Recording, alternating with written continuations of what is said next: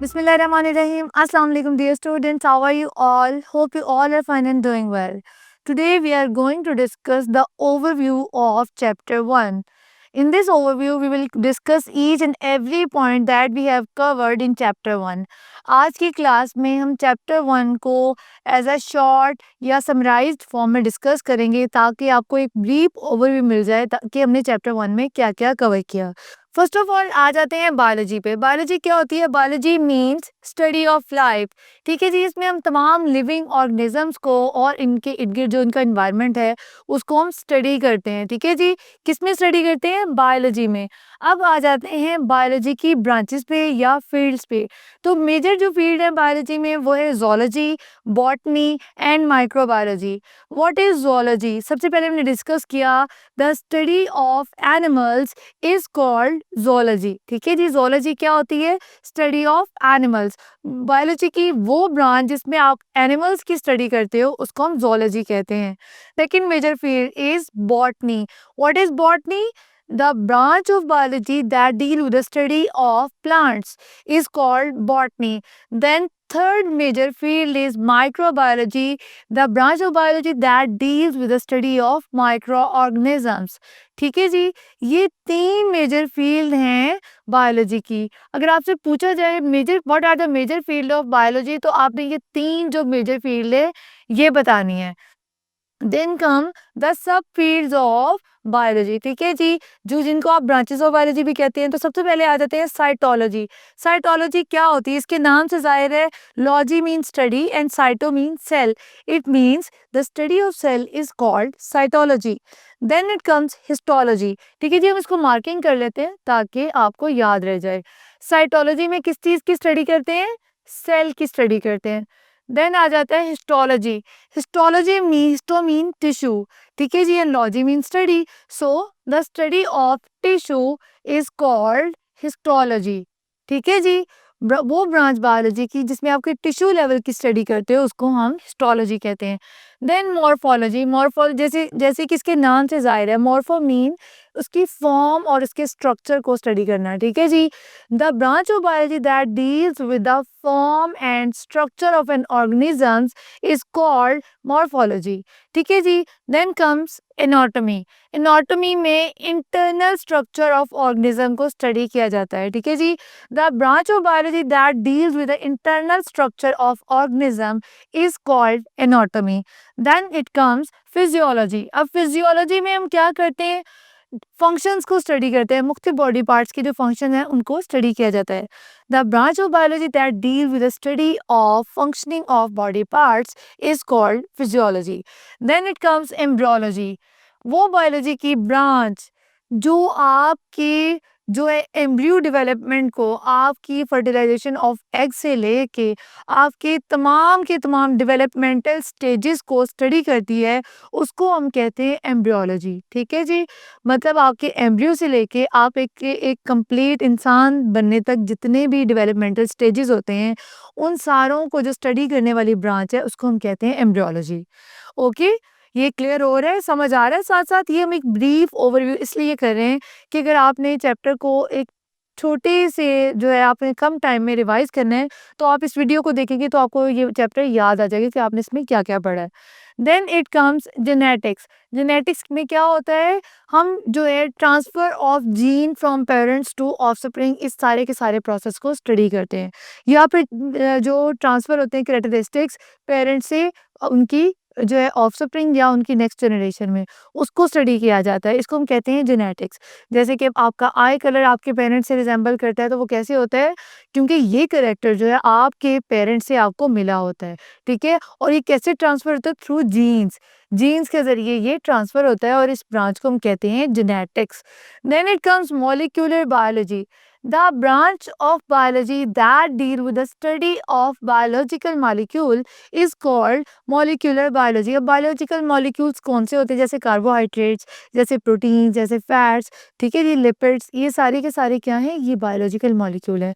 और वो branch biology की जो इन सारों को स्टडी करती है उसको हम कहते हैं molecular biology. Then it comes palaeontology. Palaeontology नाम से जाहिर है द स्टडी ऑफ फॉसिल्स, ठीक है जी, फॉसिल्स की जो स्टडी जो ब्रांच करती है उसको हम कहते हैं palaeontology. Then it comes taxonomy. Taxonomy mean वो ब्रांच बायोलॉजी की जो क्लासिफिकेशन को डील करती है, जो क्लासिफिकेशन ऑफ एनिमल को स्टडी करती है, उसको हम कहते हैं टेक्सोनॉमी। टेक्सोनॉमी के नाम से जाहिर है टेक्सा, ये टेक्सा और नॉमी मीन टेक्सा की स्टडी। टेक्सा क्या होता है? क्लासिफिकेशन, ठीक है जी, एनिमल के जो क्लासिफिकेशन के लेवल्स होते हैं उनको ये स्टडी करती है, उसको हम कहते हैं taxonomy. Then it comes ecology. Ecology deals with the relationship of organism to their environment, ठीक है जी, इकोलॉजी में क्या किया जाता है? ऑर्गेनिज्म का जो रिलेशनशिप होता है अपने एनवायरनमेंट के साथ उसको स्टडी किया जाता है। Then it comes marine biology. Marine biology में क्या किया जाता है? It is the branch of biology that deals with the study of life in ocean. Ocean में जितनी लाइफ है उसकी स्टडी जो ब्रांच करती है उसको हम कहते हैं marine biology. Then it comes pathology. Pathology में क्या होता है? डिजीज़ को स्टडी किया जाता है, उसके कॉजेज़ को स्टडी किया जाता है और उसके इफ़ेक्ट्स को स्टडी किया जाता है। Then it comes the immunology. Immunology में क्या किया जाता है? इसमें कंपोनेंट्स ऑफ इम्यून सिस्टम को जो है वो स्टडी किया जाता है और उसके जो इफ़ेक्ट्स होते हैं, जो बीमारी के खिलाफ लड़ते हैं, उसको स्टडी किया जाता है, उसको हम कहते हैं इम्यूनोलॉजी, ठीक है जी। Then it comes pharmacology. Pharmacology क्या है? फार्माकोलॉजी वो ब्रांच है बायोलॉजी की जो ड्रग्स को स्टडी करती है और उनके इफ़ेक्ट्स को जो ह्यूमन बॉडी पे होते हैं उन सबको स्टडी करती है, उसको हम कहते हैं फार्माकोलॉजी, ठीक है जी। जो इसके बाद अगला टॉपिक था वो था करियर्स इन बायोलॉजी। जो बायोलॉजी में करियर्स थे हमने मुख्तलिफ स्टडी किए, उसमें एनिमल हस्बेंड्री आ जाता था, एग्रीकल्चर था, एक्वाकल्चर था, फिशरीज था, मेडिसिन एंड सर्जरी था, डेंटिस्ट्री था और इसके अलावा बहुत सारे ऐसे करियर थे जैसे फोरेंसिक्स था। हमने बहुत सारे करियर्स को स्टडी किया था जिनको आप चूज़ कर सकते हैं। अपनी एफएससी के बाद आप किसी भी एक करियर को चूज़ करें, उसमें अपनी प्रोफेशनल डिग्री लें जो कि 4 ईयर और मोस्टली जो है 4 ईयर की होती है या वो 5 ईयर की भी हो सकती है। जैसे एमबीबीएस की जो डिग्री होती है वो 5 ईयर की होती है। इसके अलावा बाकी डिग्री जो होती हैं वो बैचलर्स जो होते हैं वो 4 ईयर डिग्री होती है। आप उनको करके किसी भी प्रोफेशन को चूज़ कर सकते हैं। वाइल्ड लाइफ है, फॉरेस्ट्री है, हॉर्टिकल्चर है, एनिमल हस्बेंड्री है, किसी भी आप प्रोफेशन को जो है वो चूज़ कर सकते हैं आफ्टर बिकमिंग अ बायोलॉजिस्ट, ठीक है जी। उसके बाद लास्ट ही हमने इस चैप्टर में स्टडी किए थे साइंटिफिक मेथड। अब साइंटिफिक मेथड क्या होता है? ठीक है जी, इसमें हम मुख्तलिफ प्रोसेस जो है उनको देखते हैं। अब मुख्तलिफ प्रोसेस क्या होते हैं? सबसे पहले क्या किया जाता है? किसी भी साइंटिफिक प्रॉब्लम या बायोलॉजिकल प्रॉब्लम को रिकग्नाइज किया जाता है। जैसे कि हमने स्टडी ऑफ मलेरिया में किया था, आपको शायद याद होगा, वो एक बायोलॉजिकल प्रॉब्लम था, ठीक है जी।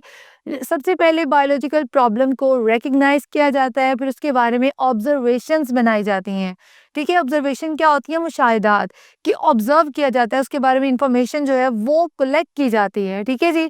उसके बाद हाइपोथेसिस बनाया जाता है। हाइपोथेसिस क्या होता है? टेंटेटिव आंसर होता है टू सर्टेन साइंटिफिक प्रॉब्लम, ठीक है जी। ये टेंटेटिव का क्या मतलब होता है? कि ये आर्जी सा आंसर होता है, ये एक मफरूज़ा होता है, ठीक है जी, कि ये ऐसा हो भी सकता है, ऐसा नहीं भी हो सकता।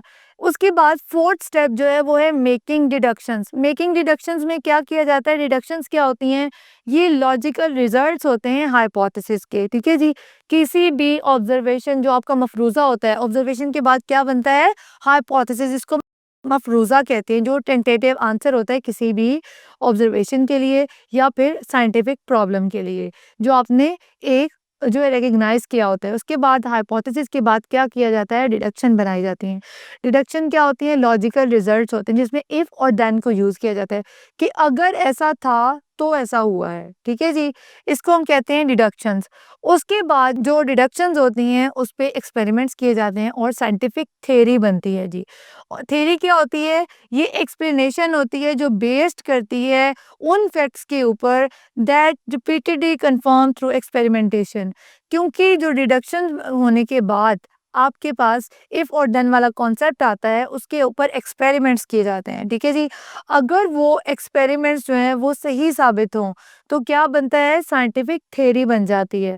अगर वो साइंटिफिक थ्योरी जो है वो रिपीटेडली बार-बार एक्सपेरिमेंट करने के बाद सही साबित हो जाए तो लॉ या प्रिंसिपल बन जाता है, ठीक है जी।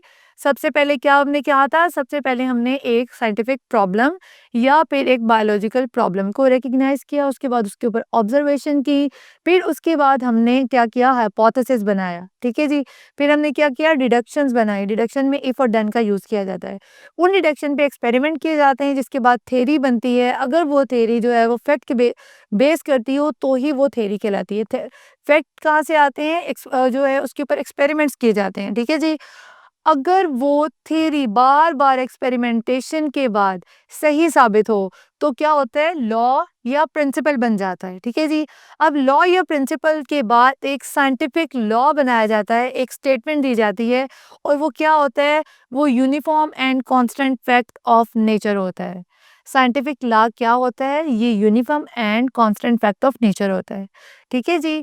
तो इस पूरे चैप्टर में सबसे पहले हमने क्या किया, इन ये बायोलॉजी और उसकी ब्रांचेस को डील किया, उनको स्टडी किया, उनके बारे में जाना, उनको वन बाय वन अंडरस्टैंड किया। उसके बाद हमने करियर्स को स्टडी किया, और लास्टली जो है हमने साइंटिफिक मेथड्स के बारे में स्टडी किया। आई होप ये लेसन आपने बहुत अच्छे तरीके से अंडरस्टैंड किया होगा। मज़ीद अंडरस्टैंडिंग के लिए इस वीडियो को देख के अपनी बुक से रीडिंग कीजिए। मैं मिलूंगी अपनी नेक्स्ट क्लास में एक नए लेसन के साथ, तब तक के लिए अल्लाह हाफ़िज़।